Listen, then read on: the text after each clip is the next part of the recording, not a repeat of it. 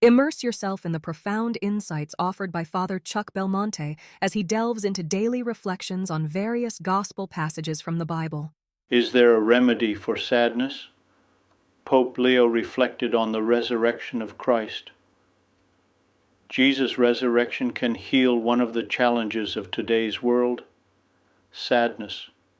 Intrusive and widespread, sadness accompanies the days of many people.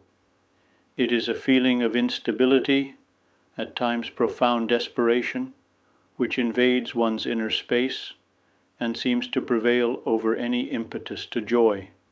Sadness is a thief. It robs life of meaning and vigor, turning it into a directionless and meaningless journey.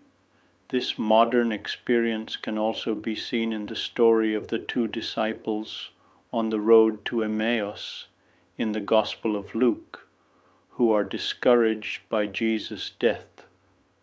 This story gives us an example of human sadness, the end of the objective to which so much energy has been invested, the destruction of what seemed to be the essence of their lives.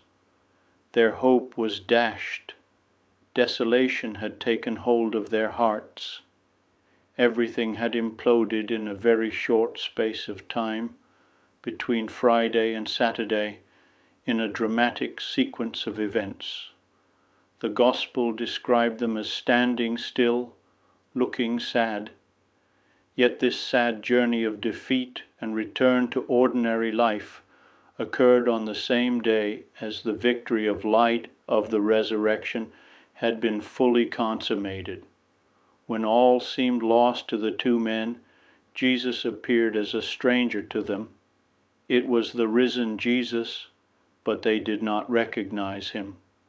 Sadness clouded their gaze, erasing the promise that the Master had made several times, that he would be killed, and that on the third day he would rise again. Yet hope is real and tangible. Jesus' words to the disciples called out the foolishness of their hearts.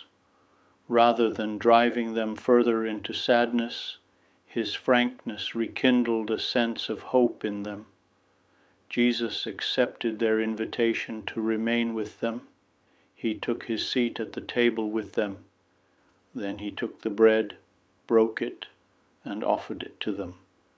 At that moment, the two disciples recognized him, but he immediately disappeared from their view.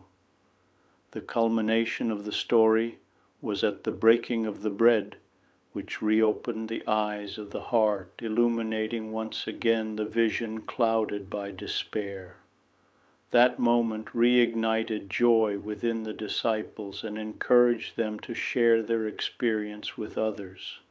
The Lord has risen indeed. Jesus did not only rise in words but in action, as his body showed the marks of the crucifixion. The victory of life is not an empty word, but a real, tangible fact.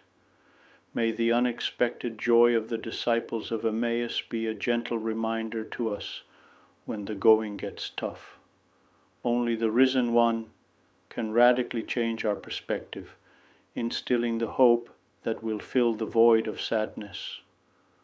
On the paths of the heart, the risen one walks with us and for us. He bears witness to the defeat of death and affirms the victory of life, despite the darkness of Calvary.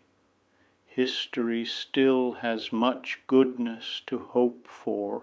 I would be delighted to extend an invitation to you once again tomorrow for another insightful reflection on the Gospel by Father Belmonte.